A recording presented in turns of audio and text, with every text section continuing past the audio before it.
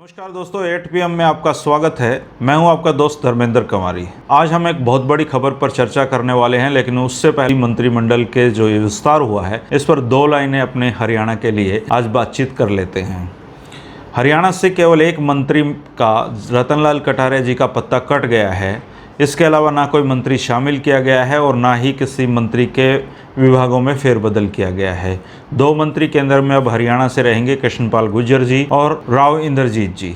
इसके अलावा रतनलाल कटारिया जी नहीं होंगे। सिरसा की सांसद सुनीता दुग्गल को मंत्रिमंडल में लिए जाने की चर्चा थी, लेकिन लास्ट तक ये सब कयास ही रहे। इसके अलावा एक नाम चौधरी बीरेंद्र सिंह के लड़के ब्रजेंद्र सिंह, जो हिसार से हम सांसद हैं, IAS रहे हैं, उनका नाम भी चला था और ये नाम केवल सोशल मीडिया तक सीमित था। लेकिन हकीकत ये है कि सांसद ब्रजेंद्र सिंह का कोई नाम मंत्रिमंडल में शामिल होने के लिए चला ही नहीं। ये नाम कुछ लोगों द्वारा चलाया गया और इस नाम की चर्चाएं इसलिए चली कि गठबंधन की जो सरकार प्रदेश में है, जो दुष्यंत चौटाला और मनोहर लाल खट्टर जी की जो जोड़ी है, इस जोड़ी को ये साबित किया जा सके कि दुष्यंत चौटाला की इतनी चलती है कि उचाणा के हितों को देखते हुए चौधरी वीरेंद्र सिंह के लड़के को, ब्रजेंद्र सिंह जी को मंत्री नहीं बनने दिया। लेकिन ये उनका नाम मंत्रिमंडल विस्तार में था भी नहीं। ये तो हुआ मंत्रिमंडल विस्तार पर एक छोटी सी संक्षिप्त चर्चा, लेकिन जो बड़ी खबर जिस पर मैं चर्चा करना चाहता हूँ उसको आपको ये समझने के लिए लास्ट तक ये वीडियो देखना होगा और इसके साथ ही अपने विचार भी आपको जरूर रखने होंगे। दोस्तों, आपको अगर याद हो, अभी 4 दिन पहले ही मुख्यमंत्री मनोहर लाल जी दिल्ली में अचानक से चौधरी वीरेंद्र सिंह जी के घर पे पहुंचे थे। दोनों ने वहाँ साथ खाना खाया, इसके बाद एक अच्छा सा फोटो खिंचवाया और उस फोटो को सोशल मीडिया पर पोस्ट कर दिया। हम सभी ने उसको पढ़ा, देखा और सुना होगा। ये मुलाकात कोई अप्रत्याशित नहीं थी, कोई इसमें कोई बड़ी बात नहीं थी, क्योंकि ये घोषित मुलाकात थी। दोनों ने बताया कि हम दोनों साथ बैठे हैं, साथ खाना खाया है और राजनीति से इतर भी इन लोगों के संबंध होते हैं। भले ही राजनीतिक दुश्मनियां हों, लेकिन राजनेता एक दूसरे से दोस्ती रखते हैं, एक दूसरे के घरों में जाते रहते हैं, कोई बड़ी बात नहीं है। लेकिन ये बड़ी बात तब हो जाती है जब मुलाकातों को सीक्रेट रखा जाए, मुलाकातों की भनक किसी को नहीं लगने दी जाए। और वो मुलाकात जब दो राजनीति के बड़े नेताओं के बीच हो तो निश्चित तौर पर जो राजनीति के जानकार लोग हैं उनके कान खड़े होते हैं। ऐसी एक मुलाकात गुड़गांव में हुई दोस्तों, जिसकी खबर आपको, मुझे या किसी को भी लगने नहीं दी गई।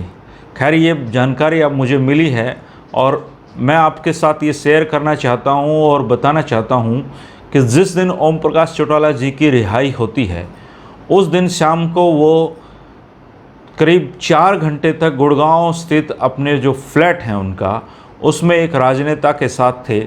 उन दोनों ने साथ खाना खाया। इस दौरान वहाँ किसी को भी आने जाने की इजाज़त नहीं थी। मुलाकात बहुत सीक्रेट रखी गई थी और किसी भी कार्यकर्ता और दूसरे लोगों को वहाँ उस दिन आने नहीं दिया गया और इसकी सूचना नहीं दी गई कि चौटाला साहब अभी फ़िलहाल कहाँ पर हैं। चौटाला साहब मुलाकात कर रहे थे चौधरी वीरेंद्र सिंह जी के साथ।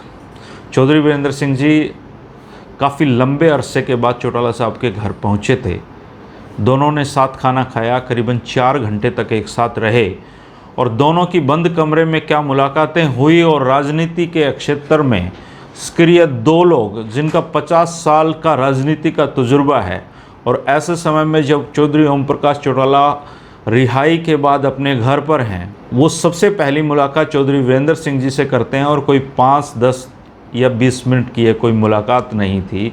इस मुलाकात के एक मायने हैं और उन मायनों को आज हम समझने की कोशिश करेंगे। आज के दिन हरियाणा की राजनीति में अगर जननायक जनता पार्टी का कोई सबसे बड़ा दुश्मन है तो वो इनेलो और चौधरी वीरेंद्र सिंह हैं। मुख्यमंत्री मनोहर लाल जी से कोई दुश्मनी जननायक जनता पार्टी की हो नहीं सकती, क्योंकि उनके भरोसे ही तो सरकार चल रही है। लेकिन चौधरी वीरेंद्र सिंह जो चुनाव ना लड़ने का ऐलान कर चुके हैं, लेकिन उनके बेटे सांसद ब्रजेंद्र सिंह जिन्हें राजनीति में अभी लंबी पारी खेलनी है, उसका सियासी भविष्य तय करने के लिए इस तरह की मुलाकातें बहुत ज़रूरी हैं। क्योंकि उचाणा एक ऐसा हलका है, एक ऐसा हाई प्रोफाइल हलका है जहां से चौधरी वीरेंद्र सिंह ने राजनीति की बड़ी सीढ़ियां भी चढ़ी। लेकिन जब जब उनको उचाणा हलके में एक बड़ी जीत की दरकार थी, उचाणा हलके की जनता का साथ उनको नहीं मिल पाया और उनके जो सपने हैं अधूरे रहे और वो ट्रेजेडी किंग कहलाते रहे। केंद्र में मंत्री बनने का सपना भी उनका भारतीय जनता पार्टी में जाकर ही पूरा हो पाया था।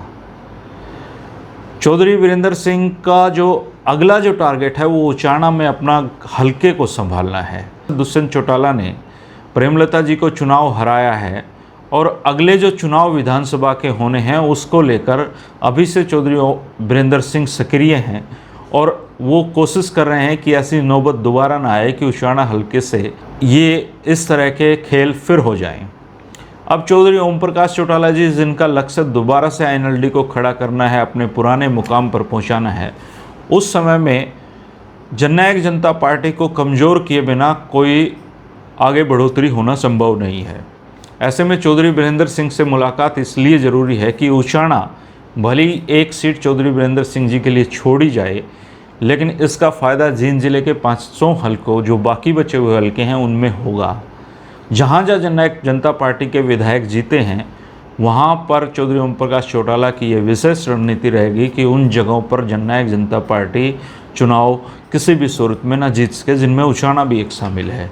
और अगर जननायक जनता पार्टी उचाना से जाती है, जननायक जनता पार्टी उचाना से हारती है, अगर दुष्यंत चौटाला उचाना से चुनाव लड़ते हैं तो निश्चित तौर पर चौधरी वीरेंद्र सिंह को चौधरी ओम प्रकाश चौटाला के समर्थन की ज़रूरत पड़ेगी। और ऐसी सूरत में इस तरह की मुलाकातें समय समय पर बहुत ज़रूरी हैं, लेकिन ये जो मुलाकात है अगर इसके कोई राजनीतिक अर्थ नहीं होते तो इस मुलाकात के सोशल मीडिया पर फ़ोटो छपे होते हैं जो नहीं छपे गए।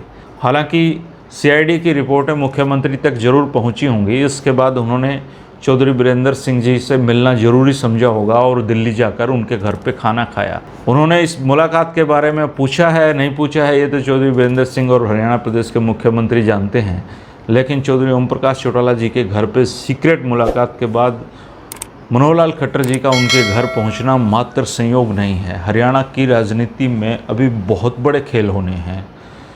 2024 के विधानसभा चुनाव तक इतना कुछ हरियाणा की राजनीति में बदलेगा जिसकी उम्मीद हमने की भी नहीं होगी या हम उस तरह से सोच भी नहीं पाते हैं।